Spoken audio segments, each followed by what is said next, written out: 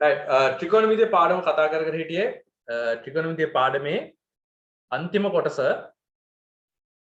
ත්‍රිකෝණමිතිය පාඩමේ අන්තිම කොටස කියන්නේ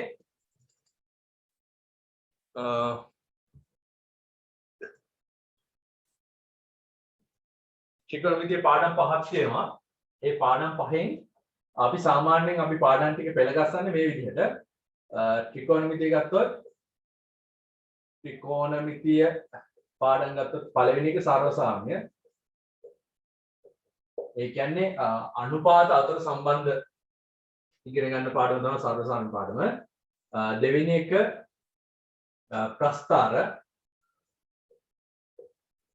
තුන්වෙනි එක සාධාරණ විසඳුම්. හතර ප්‍රතිලෝමශිත. ත්‍රිකෝණමිතික ප්‍රතිලෝමශිත. ඊට පස්සේ පස්වෙනි එක තමයි ප්‍රමේය අංක කියන්නේ. හරිද? එතකොට අපි මෙන්න මේ තුන් දෙනා මම මේ සැරේ ටියුට් එකකට දැම්මේ නැහැ. හේතුව සර්වසාම්‍යයන් සමගම ප්‍රමේයන් ටිකක් එකට ගලපලා උගන්වන්න පුළුවන්. නැත්නම් අපි ඉස්සර කරේ සර්වසාම්‍යයන් කරා ප්‍රස්ථාර කතා කරනවා. ප්‍රස්ථාර කතා කරලා ඒකේ සාධාරණ විසඳුම් කතා කරා. ප්‍රතිලෝමශිත කතා කරලා තමයි ප්‍රමේයන් වලට එන්නේ. හරි. මේ ටික ඒතකොට අපි වෙන ටියුට් එකකින් කතා කරන්නේ. ඒ කියන්නේ දෛශිකයි රේඛීය චලිතය පාඩමේ VT ප්‍රස්ථාර කැලලත් ඉවර වුණාට පස්සේ මම හිතන්නේ මේ ටික කතා කරන්න කියලා. හරි. මොකද මේකේ ගොඩක් වැදගත් වෙන කොටස් වෙනවා. ඒ කියන්නේ සාධාරණ විසඳුම් ප්‍රස්ථාර එහෙම පාඩම් වල කොටස් පාවිච්චි වෙනවා. ඔය ගොඩාක් නෙමෙයි අවකලනයේ කොටස් වලට පාවිච්චි වෙනවා. ඉන්න තව ටිකක් පස්සේ කරන්නම් කියලා හිතුවා. හරි. රයිට්. එතකොට අපි ප්‍රමේයන් තමයි කතා කරගෙන හිටියේ. ප්‍රමේයන් වල සාධනය කරලා අනිවාර්ය සාධනය දැනගෙන තියෙන්න ඕනේ ප්‍රමේයන් දෙක තමයි මම එදා කතා කරේ සයින් ප්‍රමේයයි. සයින් ප්‍රමේය කතා කරා. අනිත් එක කොස් ප්‍රමේය කතා කරා. සාධාරණ ත්‍රිකෝණයක් ගත්තොත් එහෙම A B C A පාදයේ A කෝණය B පාදය B කෝණය C කෝණය C පාදය කියලා ගත්තොත් එහෙම සාධාරණ ත්‍රිකෝණයක් අනුබද්ධයෙන් සයින් ක්‍රමයේ ඉන්නේ sin A බෙදීම A සමානයි sin B බෙදීම B සමානයි sin C බෙදීම C. හෝ A බෙදීම sin A සමානයි B බෙදීම sin B සමානයි C බෙදීම sin C. හරිද? කොස් ප්‍රමේය කොහොමද එන්නේ? කොස් ප්‍රමේය එන්නේ A වර්ගය කියලා පාදයක් ගත්තොත් A වර්ගය සමානයි B වර්ගයේ ධන C වර්ගයේ ඍණ දෙකක් BC cos A කියලා ලියන්න පුළුවන්. B වර්ගය කියලා ගත්තොත් එහෙනම් A වර්ගයේ ධන C වර්ගය ඍණ දෙකක් AC cos B කියලා ලියන්න පුළුවන්. C වර්ගය ගත්තොත් එහෙනම් A වර්ගයේ ධන B වර්ගයේ ඍණ දෙකක් AB cos C කියලා ලියන්න පුළුවන්. එදා අපි කතා කරා මේක ඔප්පු කරන විදිය මේක ත්‍රිකෝණාකාර තුනකට ඔප්පු කරා සුළු කෝණී ඍජු කෝණී මහා කෝණී කියලා මේක සාධාරණ එක ත්‍රිකෝණයකට විතරක් ඔප්පු කරා ඒකිනුත් ඒකත් මෙන්න මේක එක අවස්ථාවක් විතරයි එමෙන්ම කියලා වල ඉතිරි දෙක ගන්නත් පුළුවන් හරි right මේ සාධන දෙක ත්‍රිකෝණ මේ sin ප්‍රමේයයි cos ප්‍රමේයයි සාධන නම් අනිවාර්යයෙන් මතක තියෙන්න ඕනේ හරි අද කතා කරන්නේ මේකේ මෙන්න මේ ප්‍රමේයන් දෙක පාවිච්චි කරලා ගණන් හදන විදිහයි අනිත් එක කොට් ප්‍රමේය කියලා එකක් තියෙනවා. කොට් ප්‍රමේය ඔයාලට ඕන වෙන්නේ අතන අපි පියෝ මැත්ස් වලදී එහෙම ලොකුවට පාවිච්චි කරන්නේ නැහැ කොට් ප්‍රමේය. ඇප්ලයිඩ් මැත්ස් වලදී දෘඩ වස්තුක සමතුලිතතාවය සහ ඝර්ෂණය කියන පාඩම් වල. හරිද? දෘඩ වස්තුක සමතුලිතතාවය කියන පාඩමේ ඝර්ෂණය කියන පාඩමේදී අපි ගොඩක් පාවිච්චි කරනවා කොට් ප්‍රමේය. ඒක දැම්මම ඔයාලට කිව්වට තේරෙන්නේ නැති වෙනවත් අපි කියන්නේ නිකන් ආනතව පිහිටන වස්තුවක ඒ ආනතියට අදාළ කෝණයයි ඝර්ෂණ කෝණයයි අතර සම්බන්ධයක් ගොඩනගන්නේ අපි කොට් ප්‍රමේය පාවිච්චි කරලා. කවදා හරි දවසක එදාට ඔයාලා මේ වීඩියෝ එක ආපහු බැලුවොත් එදාට තේරෙයි මොකද්ද ඒ කිව්වේ කියලා. හරි මේකේ ගණන් ටිකක් හදලා මේකෙන් ගණන් දෙකක් විතර හදලා ඒ කියන්නේ sin සහ cos ප්‍රමේය මූලික භාවිත වලින් ගණන් ටිකක් හදලා ඊට පස්සේ අපි කොට් ප්‍රමේය සාධනය කතා කරමු. right මේක කොහේ හරි කටුවකට කොහේ හරි ලියා ගන්න.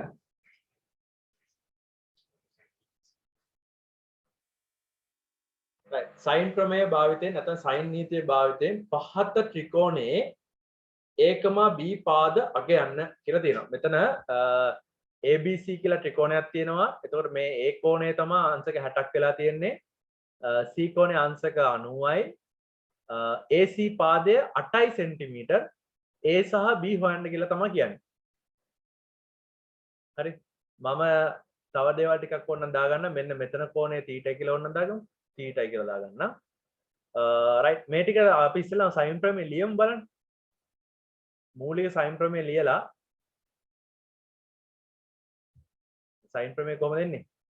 මේ විදිහට ABC කියලා ත්‍රිකෝණයක් තිබ්බොත් ABC කියලා ත්‍රිකෝණයක් තිබ්බොත් මේක ABB CC කොහොමද තියෙන්නේ? එතකොට sin A බෙදීම A සමානයි sin B බෙදීම B සමානයි sin C බෙදීම C.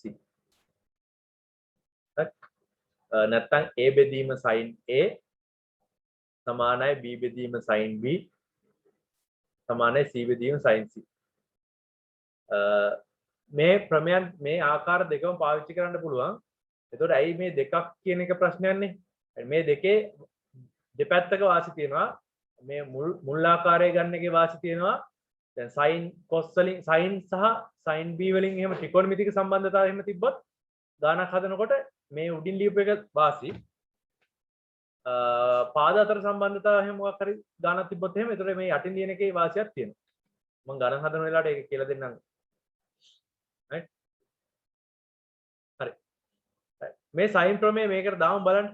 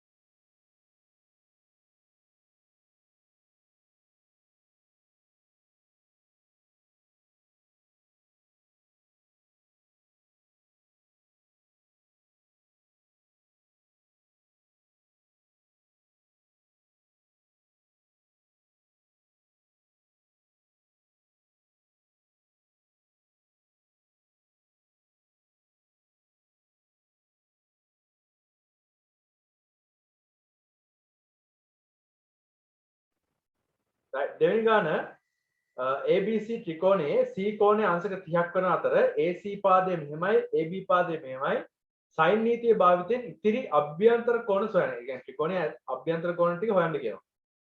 හරි. රූප සටහන දීලා තියෙන කියලා තියෙන කතාවට ගැලපෙන්න රූප සාධාරණ ත්‍රිකෝණයක් ඇඳලා ඉතිරි කෝණ දෙක හොයන්න බලන්න.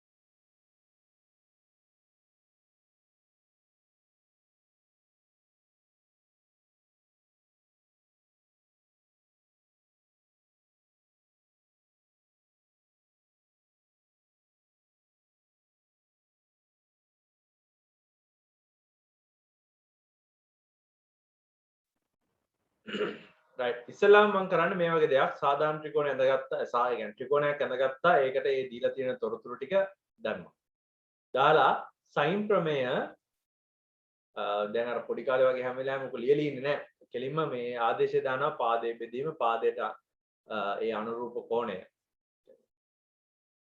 ඒ පාදයට අදාළ සම්මුඛ කෝණය තියා සයින් නගය කියලා අනුපාතය අරගෙන ඒ අනුපාත තුන සමාන කරලා සයින් ප්‍රමේය ලියනවා ලියලා නොදන්න දේවල් එකක්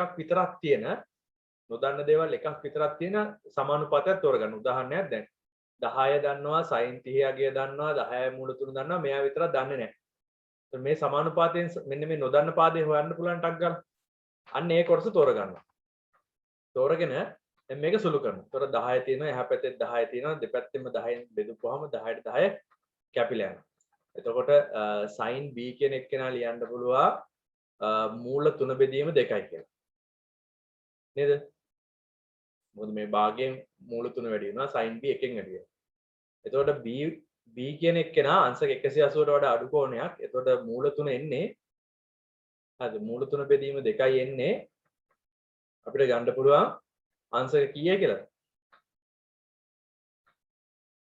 අංශක අපිට කීයක් කියලා ගන්න පුළුවන්ද?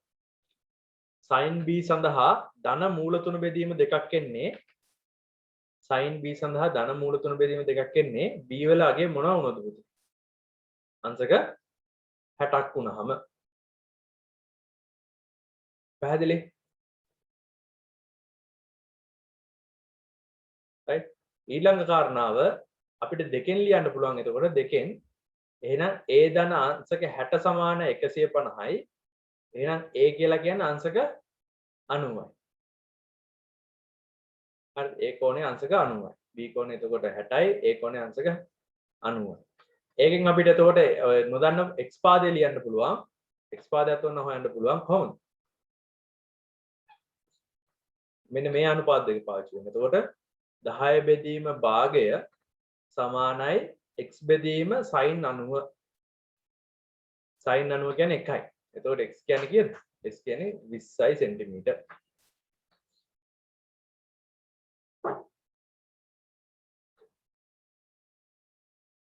right ඊට පස්සේ cos නීතිය පාවිච්චි කරලා බලන්න මේ පහත ත්‍රිකෝණයේ BC පාදයේ දිගසෙවීමට cos නීතිය භාවිතා කරන්න.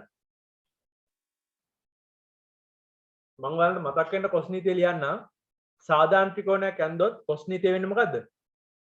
සාධාරණ ත්‍රිකෝණයක් ඇන්දොත් A B C A කෝණය A පාදය B කෝණය B පාදය C කෝණය C පාදය වුණාම A වර්ගය සමානයි B වර්ගය ධන C වර්ගය ඍණ දෙකක් BC BC cos A කියලා ලියන්න පුළුවන්.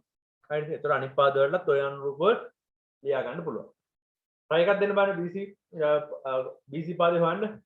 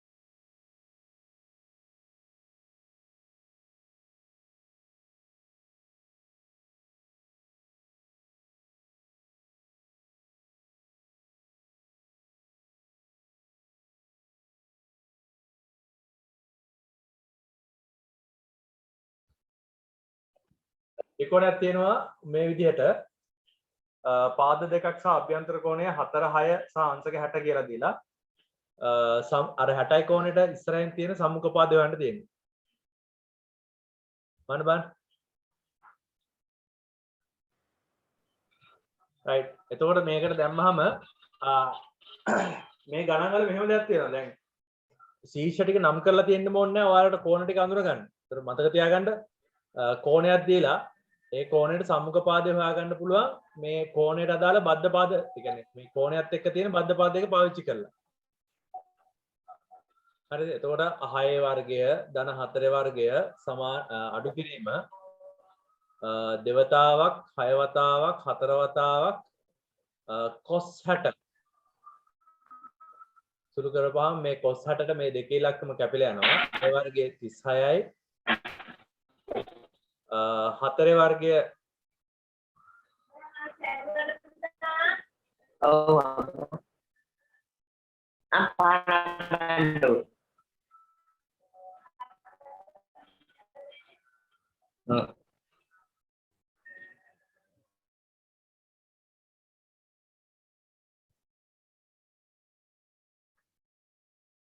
හරි ඊට පස්සේ 36යි ඊට පස්සේ 16යි අඩු කිරීම 6 වරක් 4 24 නේද 24යි 36න් 24ක් අඩු කරපුවාම 12යි 12යි 16 එකතු කරපුවාම 28යි එතකොට x සමානයි 28 වර්ගමූලය මේ වගේ සුළු කිරීම කරගන්න පුළුවන් ඈ සරල කරගන්න right ඔය තමා මූලික විදිහටම cos ප්‍රමේය sin ප්‍රමේය භාවිත.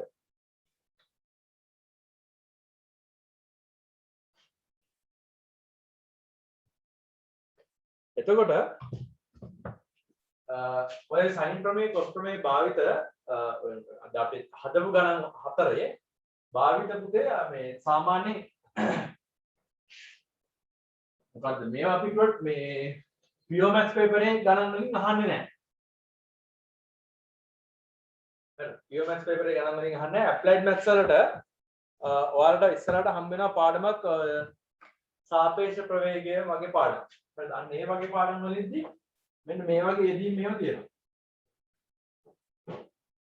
මේක v bar, මේක v, මේක theta, මේක u කියලා වුණාම හරිද? මේ වගේ දුන්නා නේද? ඔන්න ඔය වගේ ඔය ආකාරයට දුන්නාම මෙන්න මේ නොදන්න පාදයේ cos ප්‍රමේය පාවිච්චි කරලා ඉක්මනට ලියන්න පුළුවන්. u වර්ගයේ ධන v වර්ගයේ ඍණ 2යි ub cos theta යි. ඒ වර්ගමූලය. හරි. ඔය වගේ යෙදී මෙහෙම වෙනවා ඉස්සරහට සාපේක්ෂ ප්‍රවේගය වගේ පාඩම් වල. right? ඊට අමතරව ආය cos ප්‍රමේය පාවිච්චි වෙන තැන තමයි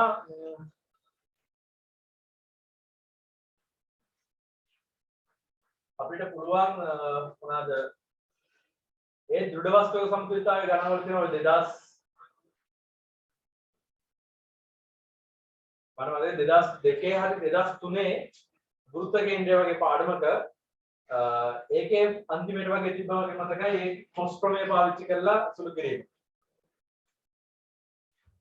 හරි අන්න ඒ වගේ තැන් වලට ඒ කියන්නේ applied maths වලදී මේ රූප සරහන පාවිච්චි කරලා ඒ කියන්නේ රූප ත්‍රිකෝණයක් ඇඳලා රූප සරහන පාවිච්චිලා ගණනක් ඇහෙන්නේ අපි හදුවා වගේ ගණන් ඇහෙන්නේ විවාහරික ගණිතයේදී විවාහන්සෙන් තමයි අපි ඒකට ඕන කරන දේවල් උගන්වන්නේ. right ඊට අමතරව sin ප්‍රමේය cos ප්‍රමේය පාවිච්චිලා සර්ව සාම්‍ය ගණන් අහනවා. හරිද? අර සාධාරණ ත්‍රිකෝණේ ගණන් වගේම සර්ව සාම්‍ය ගණන් ටිකක් අහනවා. අන්න ඒ ගණන් ටිකක් අපි කරන්න බලමු ඊට කලින් cot ප්‍රමේය ඔප්පු කරලා ඉමු. හරි cot ප්‍රමේය කියන්නේ මෙන්න මේ වගේ ප්‍රමේයක් cot ප්‍රමේය ඒකේ තියෙන මෙන්න මේ වගේ සාධාරණ ත්‍රිකෝණ ඒකෙත් තියෙනවා ඒ විදිහම A B C A කෝණය A පාදය B කෝණය B පාදය C පාදය m ට n අනුපාතයට m ට n අනුපාතයට මෙන්න මේ විදිහට බෙදනවා. c පාදය m ට n අනුපාතයට බෙදලා මෙන්න මේ හමු වන රේඛාවේ මේ AB රේඛාව සහ මේ බෙදන්න පාවිච්චි කරන සීරියක් රේඛාව හම්බ වෙන්නේ D වලදී කියලා ගන්න.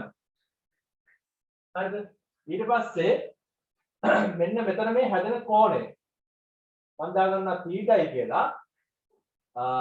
මෙන්න මේ මෙතන කෝණය ඇල්ෆා කියලා ගන්නවා, මේ කෝණය බීටා කියලා ගන්නවා.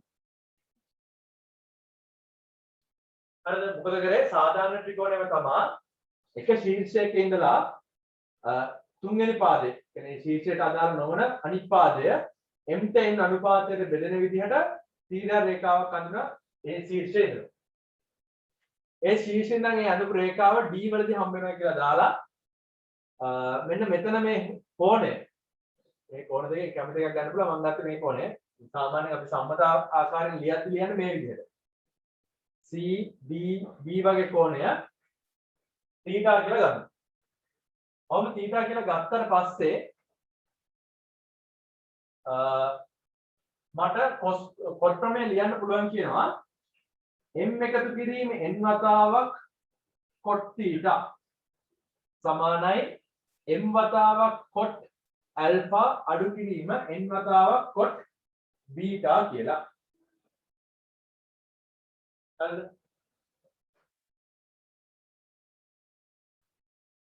m ධන n cot θ සමානයි m වතාවක් cot alpha අඩු කිරීම n වතාවක් cot beta කියලා ලියන්න පුළුවන්. ආයෙ තව විදිහකට ලියන්න පුළුවන් කියනවා m ධන n වතාවක් cot θ සමානයි n වතාවක් cot a මට හොඳයි ඒක බලලා හරි කියන්නේ.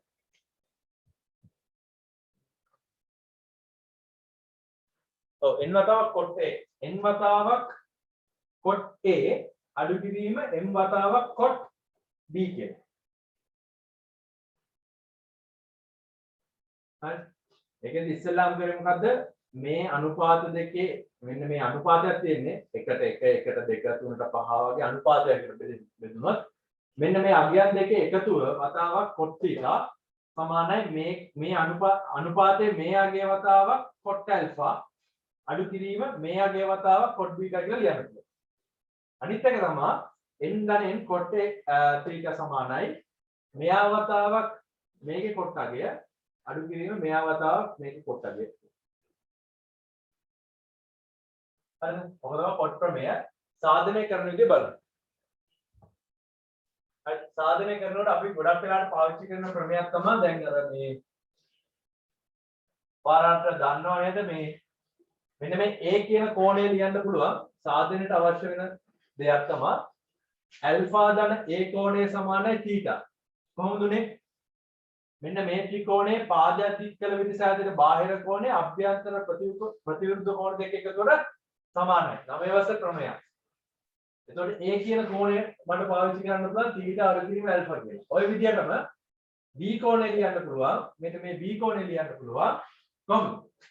180 ඍණ θ අඩු කිරීම බීටා කියලා. මේ කෝණ 180 ඍණ θ 180 ඍණ θ කියන එක නම් සමානයි බීටා එකතු කිරීම බීටා. එහෙනම් B ලියන්න පුළුවන් 180 ඍණ θ අඩු කිරීම B කියලා. හරිද? ඔන්න ඔය A සහ B කෝණ සඳහා ඔන්න ඔය එදීම පාවිච්චි කරනවා. right? ඉස්සෙල්ලා මෙහෙම කරමු. cot ප්‍රමේය කියලා මම මේ කළු පාටින් ලියපු ටික ලියා ගන්නවා. ඊට පස්සේ සාධනය කියලා ගාන හදන්න පටන් ගන්නවා.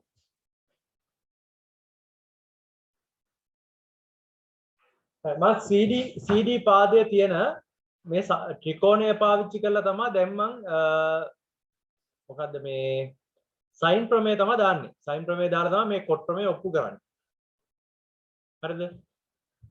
ඉස්සෙල්ලාම A D C ත්‍රිකෝණයට sin ප්‍රමේය. එතකොට මම දාන්නේ මෙන්න මේ පාදයයි පාවිච්චි වෙන විදියට. මොකද මේ පාදයේ දැනටමත් ප්‍රමාණය දන්න m කියලා. මෙයා දන්නේ නැහැ. එතකොට හැබැයි ඒක මට ඒකට සම්බන්ධයක් ගොඩනගා ගන්න පුළුවන් අනිත් ත්‍රිකෝණයක් පාවිච්චි කරලා. හරි. බලමු. m වතාවක් sin alpha sin alpha එම්බෙදීම sin alpha සමානයි CD පාදයේ බෙදීම sin A කියලා ලියමු. මම ඔයාලට කිව්වා මේ දැන් ඉස්සෙල්ලා මම ඔප්පු කරන්න යන්නේ මේ අර ඔයාලට පළවෙනි ලියපු සමීකරණ. හරිද? පළවෙනිට ලියපු කොට ප්‍රමේය. එතකොට ඒකේ කැපිටල් A අකුරු කැපිටල් B අකුරු තිබ්බේ නැහනේ. θ සහ alpha beta තමයි තිබ්බේ. ඒකින්ද මම මොකද කරන්නේ මේ θ අඩු කිරීම alpha සමානයි A නේ. මතක් වෙන්නත් එක ලියන්න ත්‍රිකෝණයක පාදයක් දික් කරලා සෑදෙන බාහිර කෝණය අභ්‍යන්තර කෝණ දෙක එකතුවට සමානයි. එතකොට alpha දන්නේ A සමානයි θ. එතකොට A කෝණය ලියන්න පුළුවන් θ අඩු කිරීම alpha කියලා. හරිද? එතකොට මේකෙන් CD පාදේ ලියන්න පුළුවන් CD පාදේ සමානයි m බෙදීම sin alpha වතාවක් sin θ ඍණ alpha කියලා. ඕන්න මට මෙයාගේ ප්‍රසාරණයක් ලියන්න පුළුවන්. ඊට පස්සේ ලියන්න. ඊට පස්සේ මේකට මම එක කියලා දාගන්නම්කෝ. ඔය විදිහටම අනිත් පැත්ත ත්‍රිකෝණයටත් දාමු. BCD ත්‍රිකෝණයට sin ප්‍රමේය ඒකෙත් CD පාදය සම්බන්ධ කරලා තමයි ලියන්නේ. CD පාදයේ බෙදීම sin B සමානයි n බෙදීම sin beta.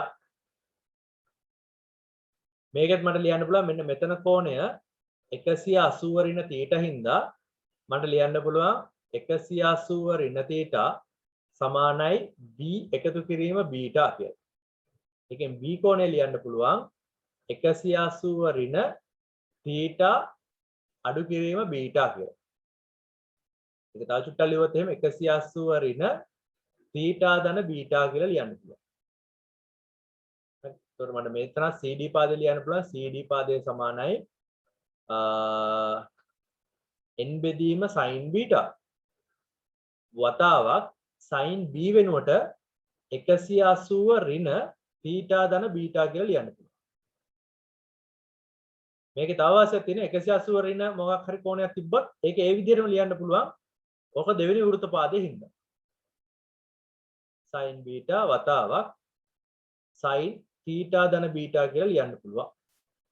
මේක මම අංක 2 කියලා ගන්න. හරිද? මේ දෙකේ විශේෂත්වය තමයි මේ පළවෙනි සමීකරණයෙන්ොත් CD වලට උත්තරයක් ආවා. දෙවෙනි සමීකරණයෙන් CD වලට උත්තරයක් ආවා. දෙන්න සමාන කරනවා. C පළවෙනි සමීකරණය සමානයි දෙවෙනි සමීකරණය කියලා දාලා ඊළඟ මේ විදිහට m බෙදීම sin alpha වතාවක් sin θ ඍණ alpha සමානයි n බෙදීම sin beta වතාවක් sin θ ධන බීටා කියලා. හරිද? right. මේක මම මේ වගේ වැඩක් කරනවා.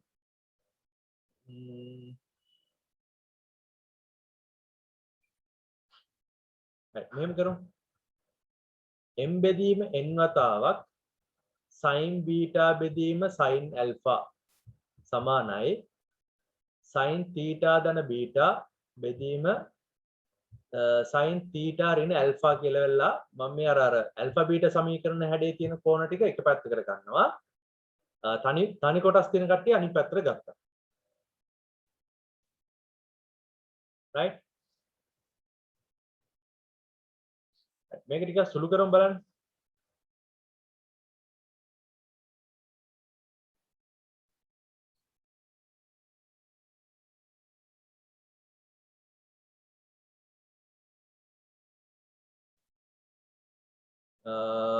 m බෙදීම n වතාවක් sin beta බෙදීම sin alpha සමානයි sin theta sin beta එකතු කිරීම sin theta cos beta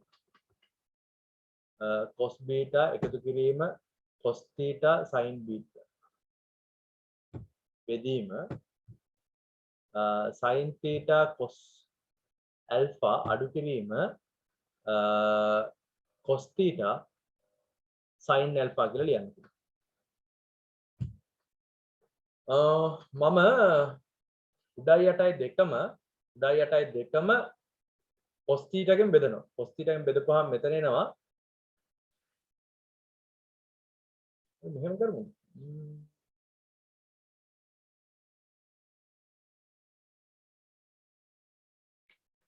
මට කොට්නේ හදා ගන්න ඕනේනේ. කොට් හදා ගන්න නම් සයින් වලින් බෙදන එක තමයි සුදුසු. ඔක්කොම ටික එක පැත්තකට අරන්. m බෙදීම n සමානයි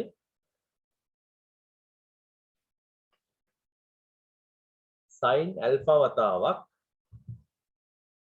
sin theta cos beta එකතු කිරීම cos theta sin beta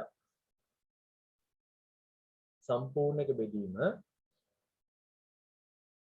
sin beta වතාවක් sin theta cos alpha අඩු කිරීම cos theta sin alpha කියලා ලියන්න. හරිද? දකුණු පැත්ත නැත්නම් right hand side හි ලවය හා හරය මට cot හදා ගන්න ඕන හින්දා sin කොටත් sin කරලා අර cos අනුපාතයක් බෙදීම sin අනුපාතයක් කියන විදිහට හදා ගන්නවා. ඒකින්ද මම ලවයයි හරය දෙකම sin alpha sin beta sin theta කියන මෙන්න මේ ගුණිතයෙන් බෙදනවා. ලවය හා හරය මේකෙන් බෙදමු. එහෙනම් බෙදපුවම මොකද්ද වෙන්නේ කියලා බලන්න පුතේ. m බෙදීම n කියලා එනවා. මේ පැත්ත එනවා මේ විදිහට. sin alpha වතාවක් sin theta cos beta ධන cos theta sin beta කියලා එනවා. ඒක බෙදනවා sin alpha sin beta sin theta වලින් ප්‍රධාන හරය ඊට පස්සේ sin beta කියන එක්කෙනා වතාවක් sin alpha cos sin theta cos alpha අඩු කිරීම cos theta sin alpha කියන එක්කෙනා බෙදනවා ඒ තරකින්ම sin alpha sin beta sin theta වල මේකේ කැපිලා යන කොටස් බලන්න මේකේ sin alpha ට මේ sin alpha කැපෙනවා මේකේ sin beta ට මේ sin beta කැපෙනවා හරිද ඊට පස්සේ පොදු හරයක් නේ තියෙන්නේ ලවයටත් ලවයේ තියෙන භාග සංඛ්‍යාවේ පොදු හරයක් තියෙනවා හරයේ තියෙන භාග සංඛ්‍යාවේ පොදු හරයක් තියෙනවා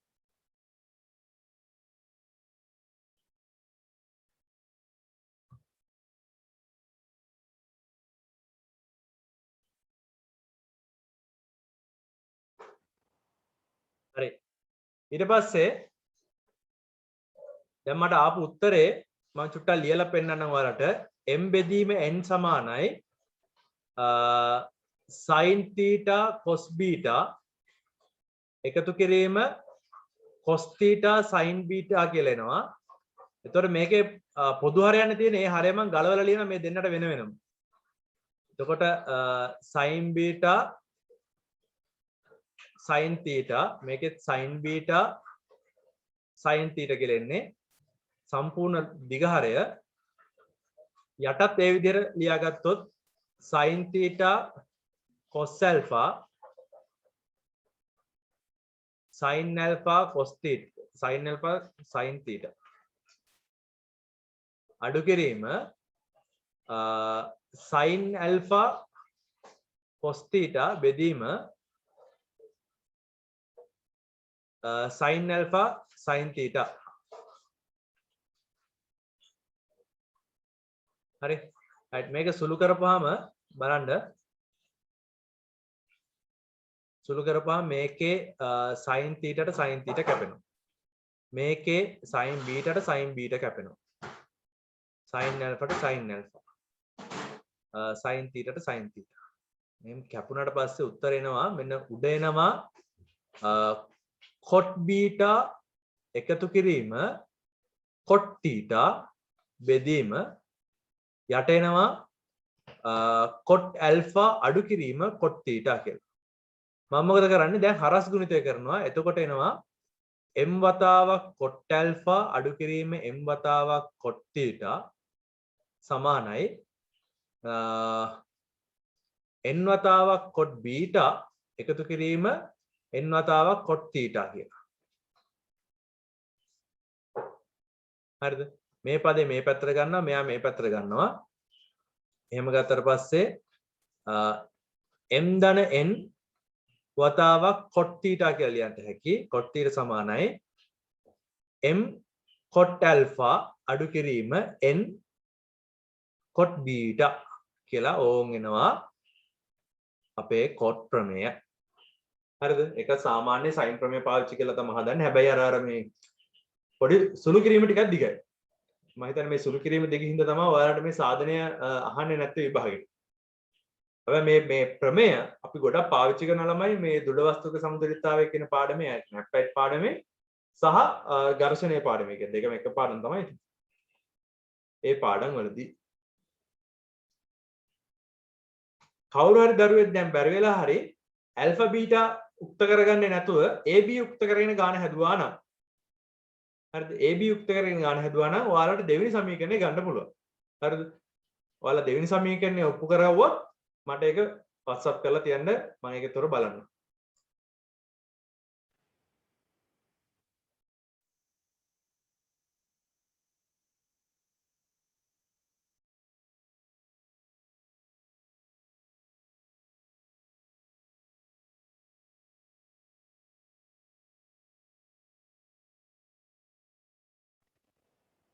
right එතකොට cot ප්‍රමේය පාවිච්චි කරලා ගණන් හදන ඒවා අපි ඒ පාඩම් වලදී කතා කරමු. මේ පාඩමේ එහෙම ලොකුට කතා ගන්න නැහැ. right 8 වෙනි ගාන ටියුට් එකේ 8 වෙනි ගාන ඕනෑම ABC ත්‍රිකෝණය සඳහා මෙන්න මේක බව පෙන්වන්න කියලා තියෙනවා. එතකොට මේකේ sin ප්‍රමේය ඔප්පු කිරීම අනිවාර්යයි. ත්‍රිකෝණ ආකාර තුනටම. හරිද?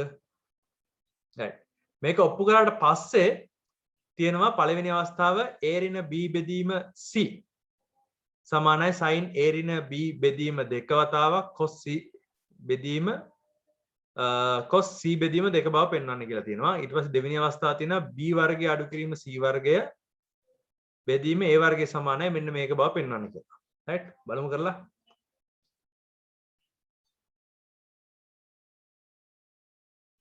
right ඉස්සෙල්ලා මේකේ පෙන්වන්න තියෙන දේ ලියාගෙන ඉමුනේ. ඒ sin a සමානයි b sin b c sin c. හරිද? ඊට පස්සේ මේක පෙන්වන්න තියෙන එක තමයි පුතේ පළවෙනි ප්‍රශ්නේ a ඍණ b බෙදීම c සමානයි sin a අඩු කිරීම b බෙදීම 2යි cos c බෙදීම 2යි කියලා පෙන්වන්න තියෙන බව. හරිද? මේ ගණන් හදනකොට පුංචි දෙයක් කරගන්නවා. පළවෙනි එක තමයි මේ උඩ ලියපු අනුපාතය තියෙනවානේ මේ සමානුපාතනේ. a බෙදීම sin a කියන එක්කෙනාගේ අගය සමානයි b බෙදීම sin b කියන එක්කෙනාගේ අගය. ඒකම සමානයි c බෙදීම sin c ට. මම කියනවා මෙන්න මේ සමානුපාත සඳහා එහෙනම් නියත අගයක් තියෙන්නේ k කියලා ගන්නවා. මේකේ k කියන්නේ නියතයක්. k නියතයකි. හරිද?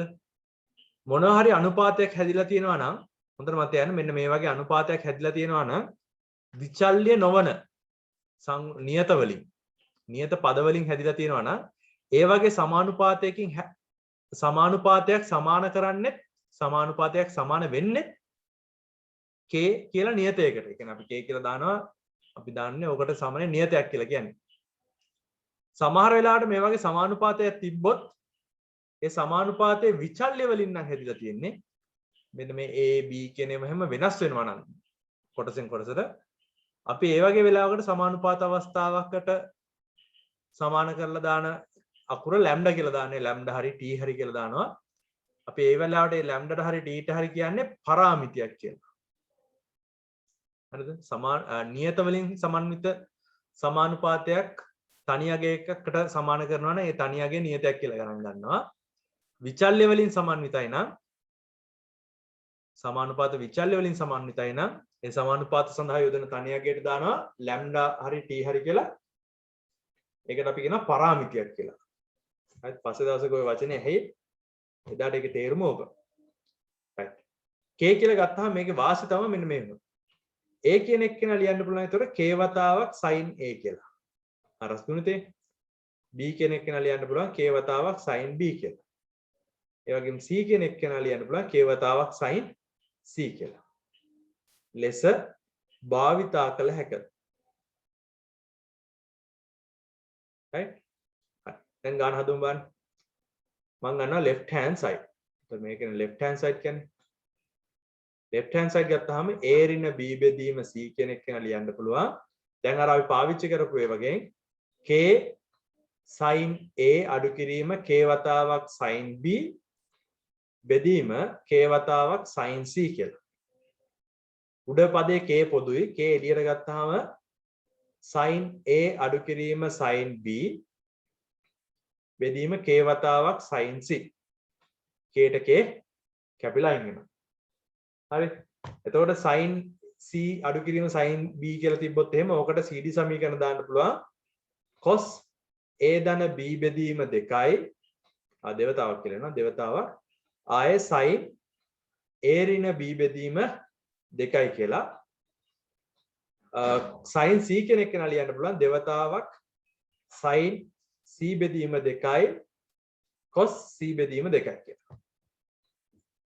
හරි. දෙකේ ඉලක්කමට දෙකේ ඉලක්කම කැපිලා යනවා.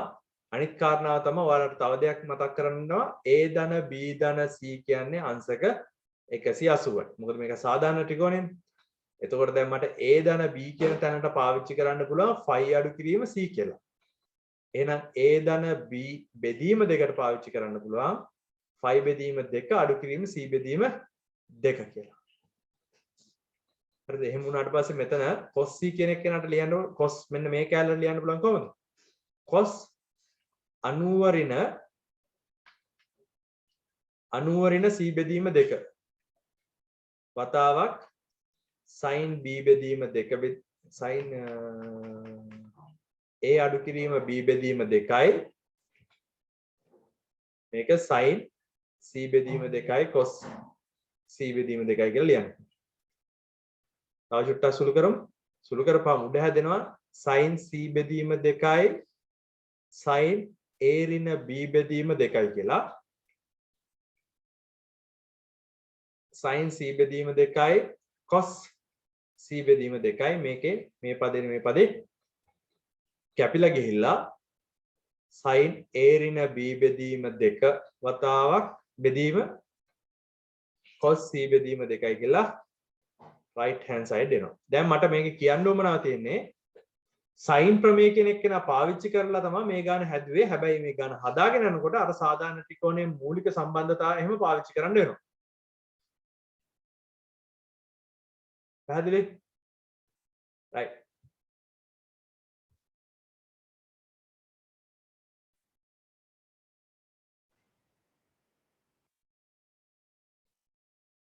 ඊට පස්සේ තියෙනවා b වර්ගයේ අඩු කිරීම c වර්ගයේ බෙදීම a වර්ගයේ සමානයි sin b ඍණ c බෙදීම sin b ධන c කියලා පෙන්වන්න කියලා. හරි. මේකෙත් මේ පැත්තට left hand side මේක right hand side left hand side වලින් පටන් ගමු. b වර්ගයේ අඩු කිරීම c වර්ගයේ බෙදීම a වර්ගය. එතකොට මේක ලියන්න පුළුවන් k වර්ගයේ වතාවක් sin වර්ගයේ b අඩු කිරීම k වර්ගයේ වතාවක් sin වර්ගයේ c බෙදීම k වර්ගයේ වතාවක් sin වර්ගයේ a කියලා. හරි. මේකේ ගොඩක් දේවල් කරන්න පුළුවන් නේද? k වර්ගයේ කපලා අයින් කරන්න පුළුවන්. ඊට පස්සේ දෙක තීට සමීකරණ පාවිච්චි කරලා වර්ග කොටස් අයින් කරන්න පුළුවන් මෙහෙම. ඔයාලා දන්නවා cos 2යි θ කියන එක කෙනා ලියන්න පුළුවන් එක ඍණ දෙවතාවක් sin වර්ගයේ θ. එතකොට sin වර්ගයේ θ ඕන තැනකට sin වර්ගයේ θ ලියන්න පුළුවන් එක ඍණ cos 2යි θ බෙදීම 2යි කියලා. හරි.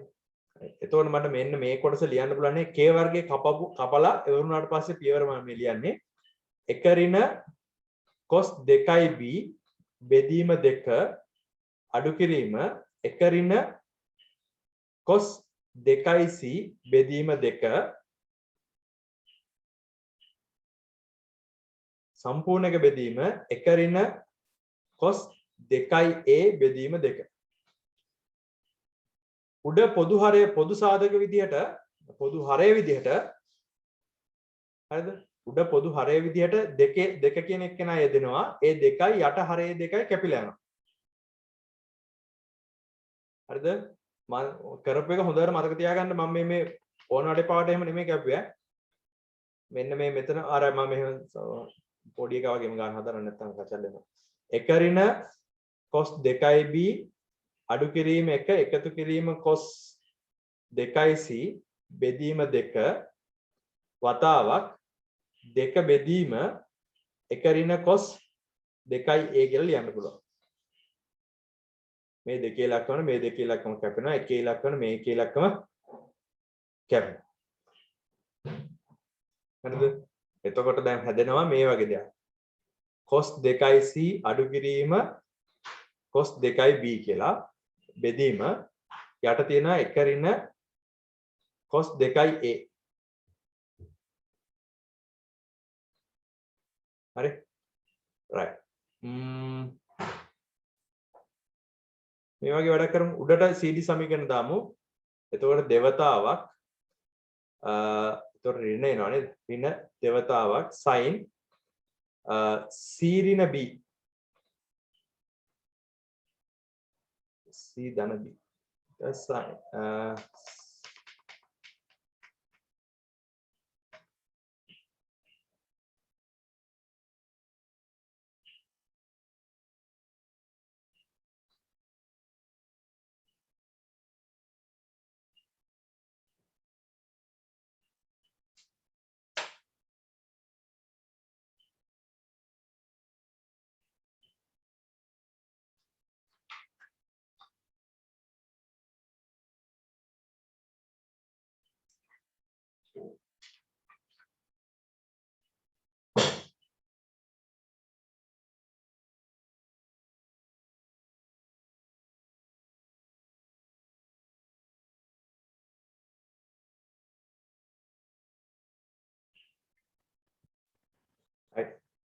මම කරනවා මේ වගේ දෙයක් මේ ඍණ ලකුණ